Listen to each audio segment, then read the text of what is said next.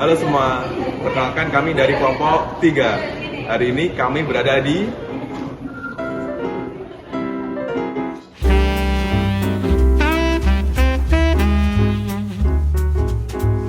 Halo, saya Samuel. Saya Denis. Saya Adit. Saya Putri. Saya Naura. Saya Naila. Saya Sandi. Saya Diana. Masuk.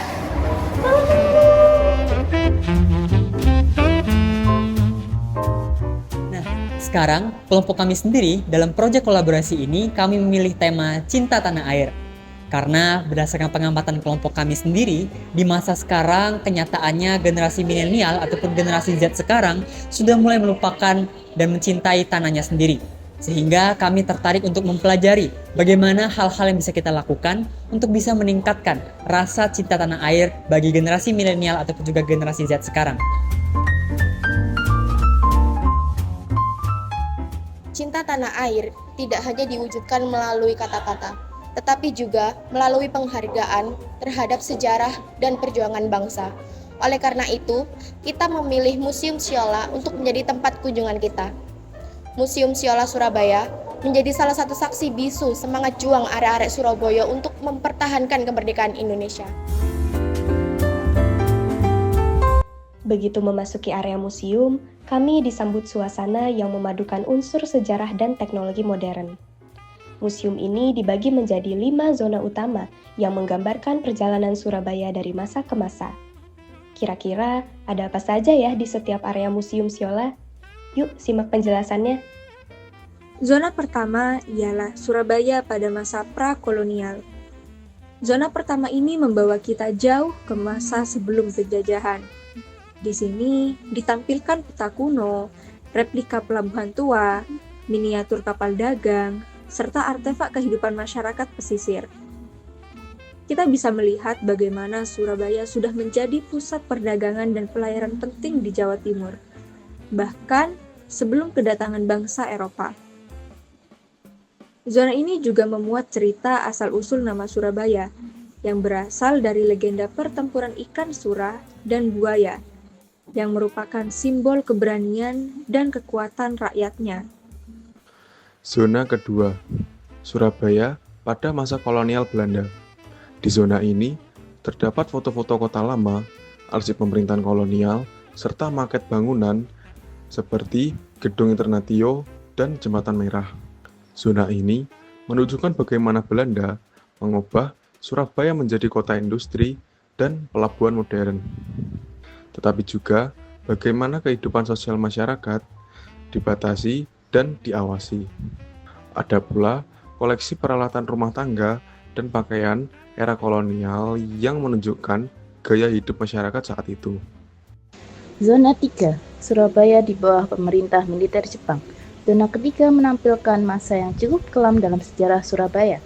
Koleksi di dalamnya berupa poster propaganda Jepang, seragam tentara, alat komunikasi, serta foto kehidupan rakyat yang penuh keterbatasan. Pengunjung bisa melihat bagaimana rakyat dipaksa bekerja keras, namun di sisi lain, semangat nasionalisme mulai tumbuh di kalangan pemuda-pemuda Surabaya.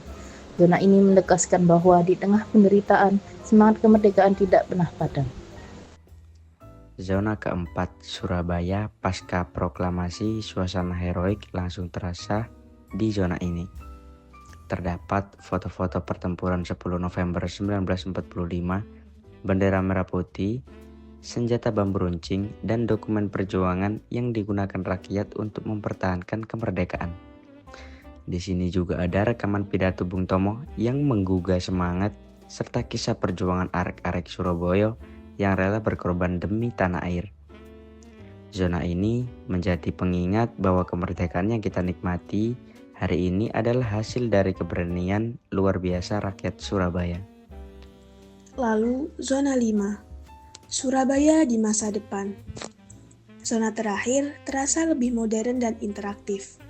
Di sini terdapat layar digital, peta pembangunan kota, dan video 3 dimensi yang menampilkan rencana pengembangan Surabaya menuju kota pintar atau smart city. Zona ini memperlihatkan transformasi Surabaya menjadi kota maju, bersih, dan berteknologi tinggi. namun tetap berpegang pada nilai-nilai perjuangan dan budaya lokal.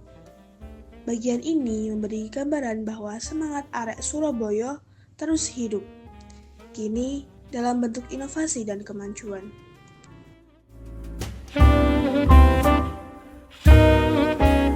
Nah, di sini saya sudah bersama Mbak Nesa. Mungkin bisa diperkenalkan lagi Mbak dengan siapa dan di sini sebagai apa? Oke, perkenalkan nama saya Maza dari UNESA. Saya magang di sini sebagai local tour guide. Oke, mungkin bisa ada sedikit pertanyaan nih Mbak. Nah, pertanyaan yang pertama itu, menurut Mbak sendiri, cinta tanah air itu bagaimana sih? Oke. Menurut saya pribadi, cinta tanah air itu sama artinya dengan mencari tahu, ya kan, mencari tahu, mengenal lebih dalam tentang bangsa kita sendiri, tentang negara kita sendiri, entah itu melalui melestarikan, mengharumkan nama baik kita, nama baik bangsa kita. Meskipun ya orang-orang kadang cenderung melihat ke hal buruk negara kita ya dibanding hal baiknya. Nah, tapi alangkah lebih baik kalau kita lebih fokus ke hal-hal positif yang negara kita punya, yang negara kita lakukan gitu. Iya sih Mbak, benar-benar. Nah, mungkin untuk pertanyaan selanjutnya, ini kan kita lagi ada di Museum Siola nih. Menurut Mbak, apakah kunjungan kita ke Museum Siola itu sudah cukup menggambarkan cinta tanah air apa belum nih Mbak? Itu cukup sih, meskipun skalanya masih kecil, ya kan?